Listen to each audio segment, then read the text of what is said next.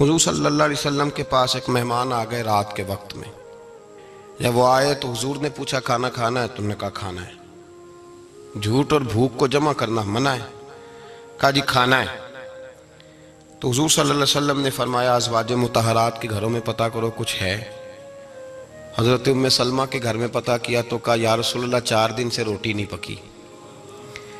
حضرت زینب سے پوچھا تو کہا حضور کئی دن سے چولہا ہی نہیں جلایا. حضرت عائشہ صدیقہ، حضرت میمونہ، حضرت سودا، تمام گھروں سے بظاہر یہ 2 جہاں کے شاہ ہیں پر پاس کچھ رکھتے نہیں. 2 جہاں کی نعمتیں ہیں ان کے خالی ہاتھ میں. ہر چیز ہے پر فقر اختیاری ہے. کوئی شے نہ ملی تو نبی پاک صلی اللہ علیہ وسلم نے مسجد میں اعلان کیا، فرمایا کون ہے جو میرے مہمان کو روٹی کھلائے؟ ان لفظوں کا حسن کوئی حسن والا ہی سمجھ سکتا ہے.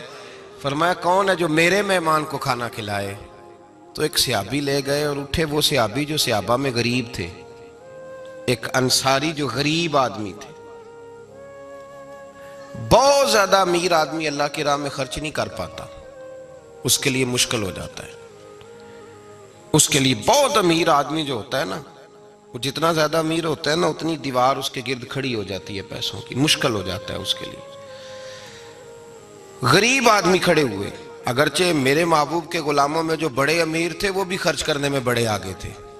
حضرت عثمان غنی رضی اللہ تعالیٰ عنہ، حضرت عبد الرحمن ابن عوف، حضرت ابو بکر صدیق رضی اللہ. لیکن یہ غریب آدمی کا حضور میں لے جاؤں گا، میں لے کے جاؤں گا. اور یہ بخاری مسلم ہے. حضور نے فرمایا لے جاؤ. وہ اب صحابی گھر لے گئے اور بیوی سے مشورہ کیا. بات پہ غور کرنا، ہر چیز کی بھوک دیکھی جا سکتی ہے، بچوں کی نہیں دیکھی جا سکتی. وہ انصاری حضور کے مہمان کو گھر لے گئے، جا کے بیوی سے مشورہ کیا. کہا بھلی مانس گھر میں کچھ ہے؟ تو اس نے کہا تھوڑا سا بچوں کے لیے کھانا رکھا ہے. بچوں کے لیے. بچے تو بزدل کر دیتے ہیں، بچے تو آدمی کو بزدل کر دیتے ہیں، بچے تو مار دیتے ہیں، کلیجہ پھٹ جاتا ہے بچہ بھوکا ہو تو، نیند ہی نہیں آتی. اب صحابی اپنی بیوی سے کیا کہتے ہیں؟ کہتے ہیں بچوں کو بہلا کے سلا دے، اور رسول اللہ کے لیے نہیں، رسول اللہ کے مہمان کے لیے. بھئی نبی پاک کے لیے نہیں، حضور کے.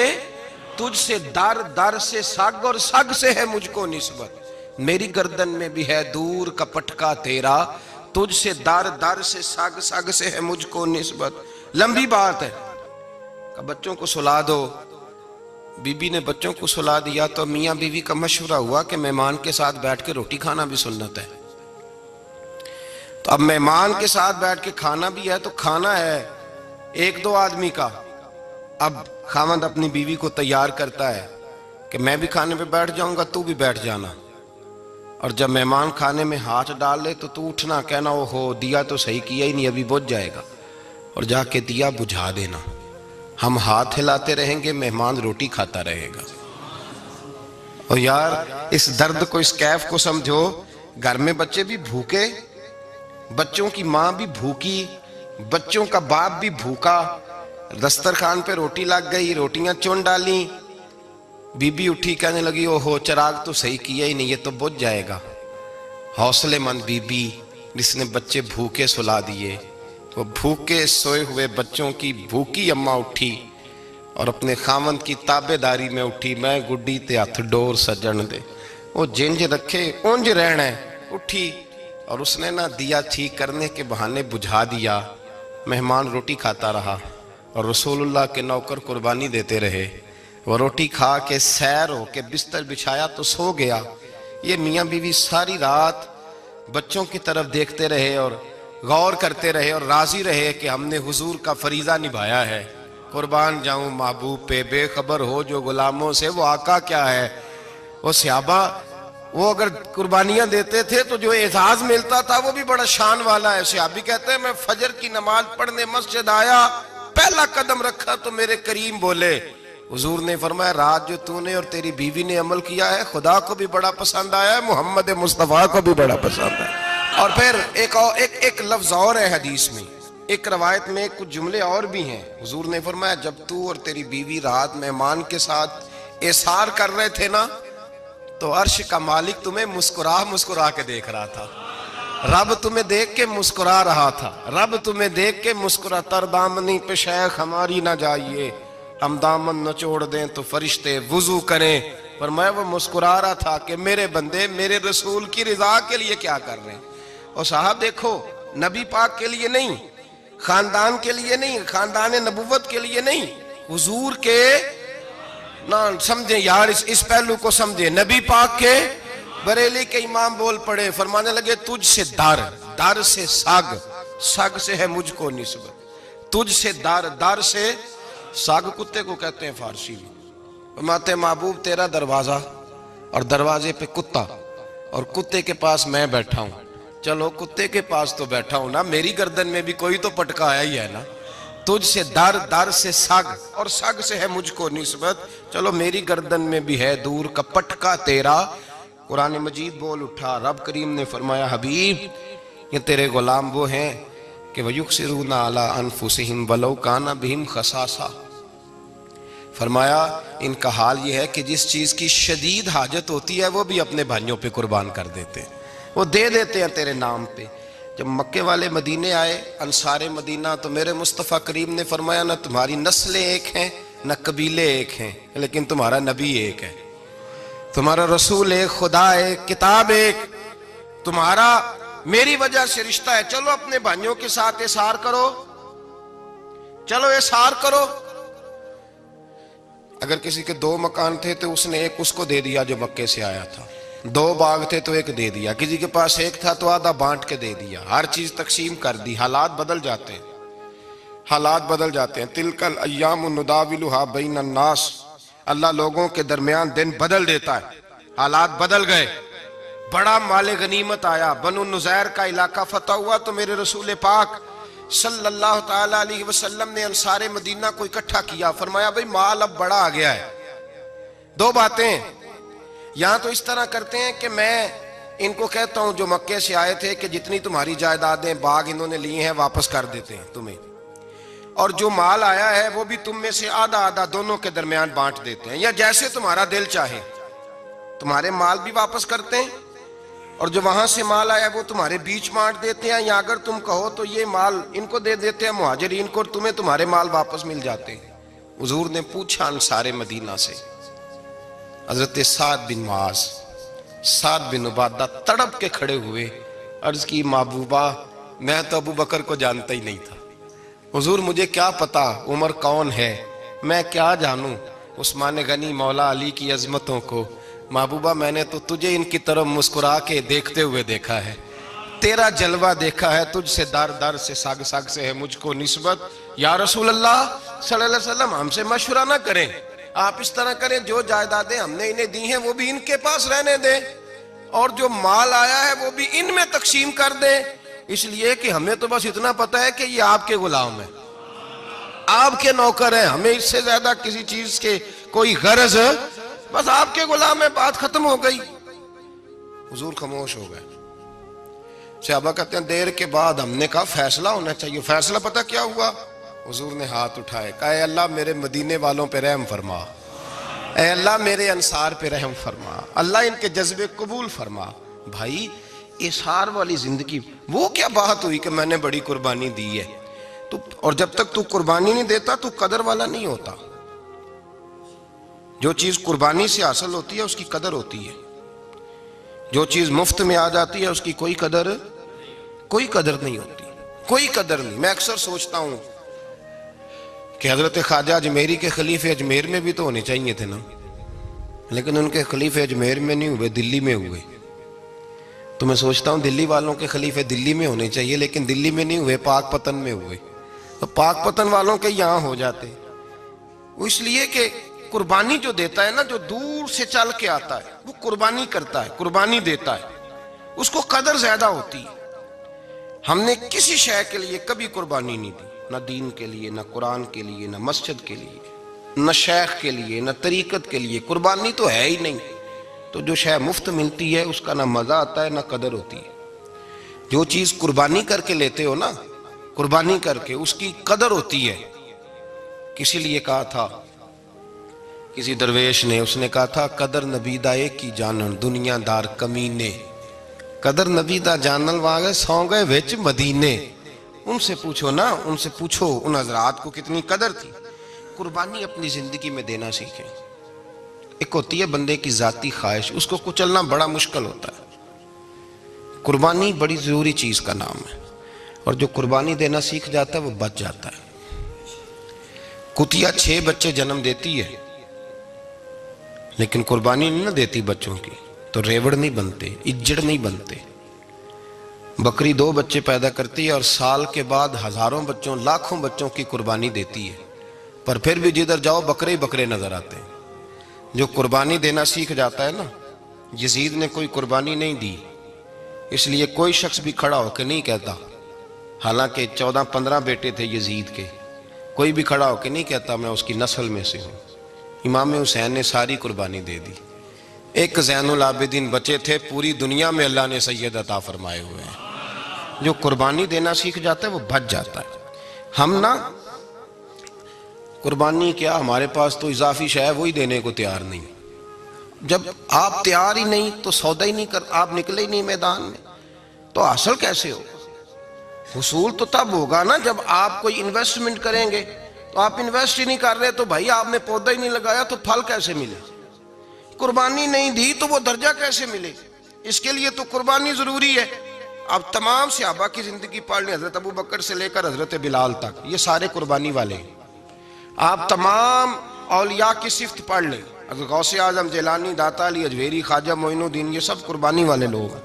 قربانی دیتے رہے تو بچے ہوئے ہیں. ان کے جو ساتھ تھے وہ بھی قربانیوں والے تھے. قربانی حصہ ہے طریقت کا، قربانی ضروری ہے. اور ہمارے صوفیاء تو کہتے ہیں جس شخص نے تصوف میں آ کے قربانی نہیں دی. بزرگوں کے پاس ایک شخص آیا، غالباً خواجہ نظام الدین محبوب الہی کی بات ہے، میرے ذہن میں نام پورا نہیں سما رہا. تو ایک مرید نے آ کے کہا حضور زکوٰۃ کتنی دینی ہے؟ فرمایا 2.5%. تھوڑی دیر کے بعد حضرت نصیر الدین چراغ دہلوی آ گئے، کہا حضور اللہ کے راستے میں کتنے دینے ہیں؟ فرمایا 50%. ایک ساتھی قریب بیٹھا تھا، اس نے کہا پہلے کے لیے 2.5% کا فتویٰ تھا، اس کو کہہ دیا دے دے. چند منٹ گزرے تو حضرت امیر خسرو بھی آ گئے، کہا حضور زکوٰۃ کتنی دینی ہے؟ فرمایا جو ہے سارا ہی لے آ، تیری 100% ہے. تو وہ ساتھی جو قریب بیٹھے تھے اس نے کہا بابا فتوے علیحدہ علیحدہ ہیں. فرمایا فتویٰ ایک ہی ہے، بندے علیحدہ علیحدہ ہے. فتویٰ ایک ہی ہے، مجھے پتہ ہے کون کتنے دے سکتا ہے. وہ جس کو میں نے 2.5% کہا ہے وہ بھی جا کے حساب کتاب کرے گا، اس نے 2.5 بھی پورا نہیں دینا. فرمایا جس امیر خسرو کو میں نے کہا نا سارا لے آ، اس کا دل کرے گا میں اپنا مکان بھی توڑ کے لے آؤں. میں نے فتویٰ ایک ہے، بندہ دیکھ کے بات کی ہے. بھائی قربانی نہیں ہے، اظہار ہی نہیں ہے، جذبہ ہی نہیں ہے، ہمارا مزاج ہی نہیں ہے. لیکن نا یہ اب ایک تو شریعت کی قربانی ہے نا، یہ تو اس پہ بھی لوگ بڑا سوچیں گے، اس پہ بھی لوگ بڑا سوچیں گے. فتوے پوچھتے پھریں گے کہ جی میرے اوپر تو ابھی میں نے تو 15,500 قرضہ دینا ہے، دوں کہ نہ دوں، کون سی دوں؟ فتوے پوچھیں گے. دینے کی دفعہ فتوے پوچھیں گے اور لینے کی دفعہ چھٹی، جو آتا ہے آنے دو. کبھی لینے کی دفعہ بھی فتویٰ پوچھنا صاحب کہ یہ مجھے اتنا مال آ رہا لے لوں کہ نہ لوں. وہ لے لیا، قابو کر لیا. جب دینے کی باری آئی تو فتویٰ احصار کریں. اور احصار صفت ہے مسلمان کی، یہ احصار کرنے لگتا ہے تو بچنے لگ جاتا ہے، اس کا فائدہ ہونے لگ جاتا ہے. قربانی دینے لگ جاتا ہے تو بچ جاتا ہے. کسی نے کہا تھا سن اے مسلمان، یہ نکتہ فیض قرآنی میں ہے، عظمت و اسلام اور مسلم صرف قربانی میں ہے. اگر تو جینا چاہتا ہے تو قربان ہو، اپنے مزاج میں قربانی. اور ایک عیسائی اسکالر تھا امریکہ کا، صرف ایک حدیث پڑھ کے مسلمان ہو گیا، کلمہ ہی پڑھ گیا. حدیث کیا ہے؟ جنگ یرموک ہے.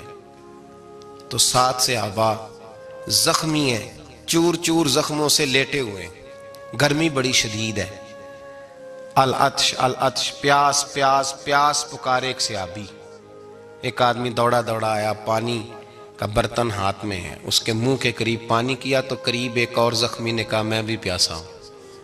زخموں سے چور چور شخص نے، میدان میں پڑے ہوئے آدمی نے کہا یار پہلے اسے پلا دو، وہ زیادہ پیاسا ہے. وہ کہتا ہے میں جب اس کے پاس گیا، اس کو پانی دینے لگا تو ایک آدمی قریب سے اور بولا یار میرے تو زبان پہ زخم ہے، دوڑ کے آؤ، بڑی پیاس ہے۔ کہتا میں نے پانی کا کٹورا اس کے قریب جو کیا تو چوتھا بول پڑا۔ میں اس نے کہا ادھر لے جاؤ یار، میرا گزارا ہو جائے گا، کام چل جائے گا۔ وہ کہتا پانچواں بول پڑا تو چوتھے نے انکار کر دیا، میں نہیں پیوں گا، پہلے اس کے پاس لے جاؤ۔ کہتا حد ہو گئی۔ ساتویں تک میں آیا، اور جب میں ساتویں تک آیا تو پہلے نے پھر چیخ ماری۔ تو فرماتے ہیں وہ ساتواں کہنے لگا نہیں ادھر لے جا یار، اس کو پیاس زیادہ لگی ہوئی ہے۔ کہتے ہیں جب میں اس تک گیا تو وہ جام شہادت نوش کر چکا تھا۔ پلٹ کے دوسرے کے پاس آیا تو وہ بھی فوت ہو گیا۔ تیسرے کے پاس آیا تو وہ بھی رب کریم کی بارگاہ ناز میں حاضر ہو گیا۔ ساتوں شہید ہو گئے۔ تو پانی کا کٹورا میرے ہاتھ میں رہا۔ میں کبھی آسمان دیکھتا، کبھی زمین دیکھتا، کبھی پانی دیکھتا، کبھی میں ان 7 شہیدوں کے چہرے دیکھتا۔ پھر دل میں خیال آیا یہ تو گردنیں کاٹنے والے تھے، یہ تو ایک دوسرے کو قتل کرنے والے تھے، یہ تو خون پینے والے تھے۔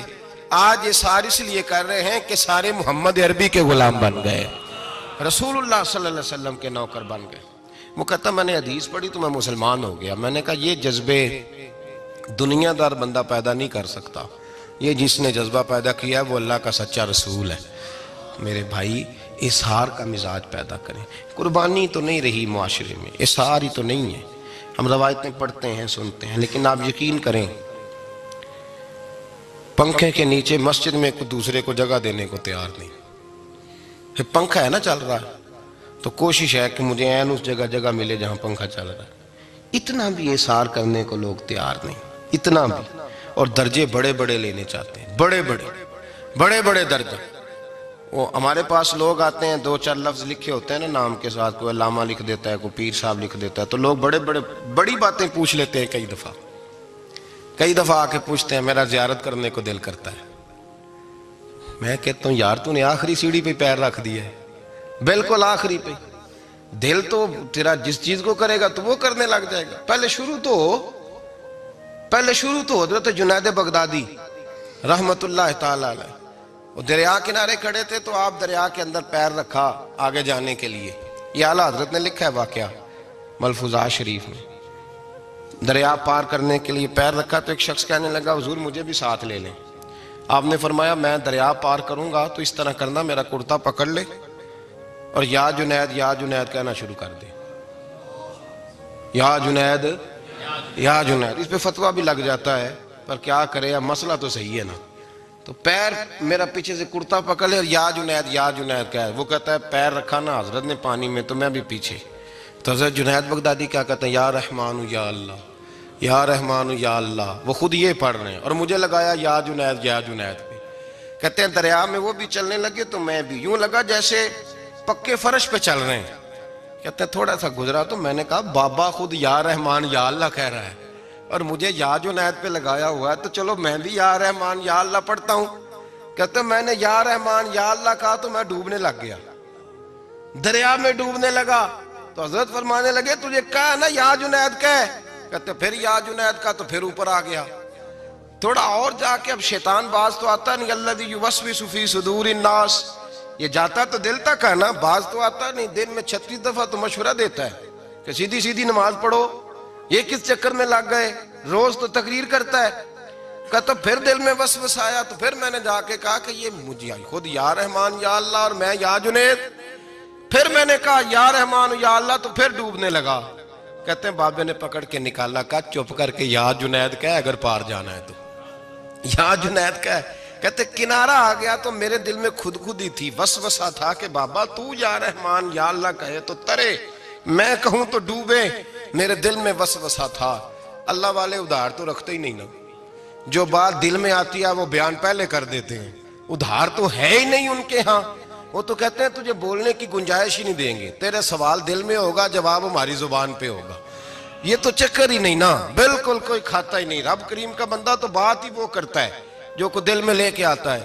فرماتے ہیں جیسے ہی میرے دل میں یہ وسوسہ تھا، حضرت جنید بغدادی رحمت اللہ تعالیٰ علیہ باہر نکل گئے تو پلٹ کے میری طرف دیکھا اور مسکرا کے فرمانے لگے بیٹا جنید تک تو پہنچ لے، اللہ تو ابھی بڑی دور ہے، ابھی جنید تک تو پہنچ جا، ابھی تو جنید تک نہیں پہنچا، ابھی تو میرے تک تو پہنچ جا، اللہ تو ابھی بڑی دور ہے، تو ڈائریکٹ ہی وہاں تک جانے لگا ہے۔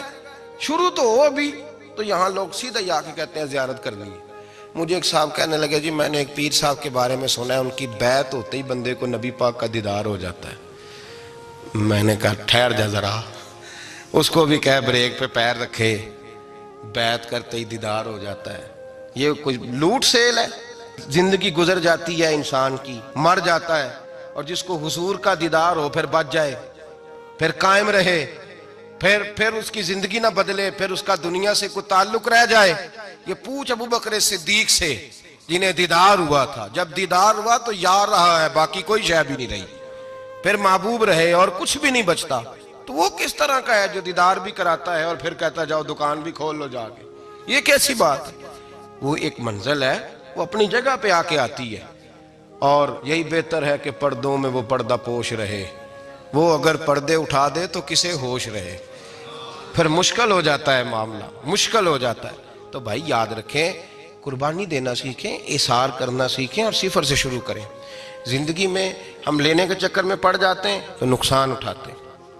عقل کے گھوڑے کم دوڑائیں، محبت کے ساتھ عمل زیادہ کریں، دماغ کا استعمال کم کریں اور عمل زیادہ کریں، زیادہ عمل کریں، ورنہ شیطان تو نماز بھی نہیں پڑھنے دے گا۔ وہ تو کہے گا کہ جناب چلو ٹھیک ہے اللہ نے معافی کر دینا ہے نا، وہ تو کچھ بھی نہیں کرنے دے گا۔ دماغ کا استعمال کم کریں اور عمل زیادہ کریں، جد و جہد زیادہ کریں، اظہار کریں، قربانی کریں، اپنی زندگی میں کریں، کسی کے لیے کچھ اظہار کریں، کسی کو کچھ دیں۔ یہ جو ہم اولاد کے لیے قربانی دیتے ہیں نا، تو یہ قربانی نہیں ہوتی، یہ لالچ ہوتا ہے، یہ سودا ہے۔ پتہ ہے آپ کو یہ سودا ہے؟ ہم بچپن میں ان کی خدمت کریں گے، یہ بڑھاپے میں ہماری خدمت کریں گے، تو یہ تو تجارت ہے، یہ کوئی اصول نہیں۔ میرے بچے بڑے ہو گئے تو مجھے خیر صلی اللہ، یہ تجارت ہے بھائی، یہ تجارت ہے، یہ قربانی نہیں، تو تجارت ہے۔ یہ آپ جو کر رہے ہیں یہ تو کمیٹی ڈال رہے ہیں آپ، اور چونکہ نیت یہ ہوتی ہے خدمت کی، تو پھر نصیب والوں کو خدمت ملتی ہے، قسمت والوں کو ملتی ہے۔ ورنہ بچے کہتے ہیں ابا جی ٹھیک ہے آپ نے ہماری خدمت کی تو سارے کرتے ہیں، آپ نے کوئی نوکی تھوڑی کی ہے، چھٹی آپ وہاں بیٹھیں، چائے ملے گی وقت پہ پہنچے گی، لیکن آپ مداخلت نہ کریں کسی چیز کے اندر، تجارت نہ کریں، اظہار کریں، قربانی کریں۔ ہمارے صوفیاء یہ کہتے ہیں اولاد سے بھی توقع نہ کرو خدمت کی، نہ توقع کرو، بس یہ کہو کہ میرا رب مجھے بڑھاپے۔ دیکھیں نا نبی پاک صلی اللہ علیہ وسلم نے دعا مانگی، اے اللہ ارذل العمر ہونے سے بچا، عمر کے اس حصے سے بچا جس میں دوسروں پر انسان بوجھ بن جاتا ہے، دعا مانگ۔ تو یہ لالچ بھی نہ کبھی زندگی میں رکھیں کہ میری فلاں آدمی خدمت کرے گا، یہ لالچ بھی برا ہے، اس پر بھی توجہ نہ کریں۔ اپنی دنیا آپ پیدا کر اگر زندوں میں ہے، سر آدم ہے، ضمیر کن فکاں ہے زندگی، یاد رکھیں۔ ہوش آنے سے لے کر اپنا یہ ذہن بنا لیں کہ میں آج سے اپنے آپ کو خود چلاؤں گا، میں سایہ دوں گا، بھکاری مان کے کبھی کسی سے سہارا مانگوں گا نہیں، سہارا دیں، کسی کے لیے قربانی دیں، اظہار کریں، جد و جہد کریں۔ جو چیز آپ کے بس میں ہے وہ تو ہے، جو بس میں نہیں اس میں بھی کوشش کرنے کی آپ کوشش کریں، تگ و دو کریں۔ قربانی سے انسان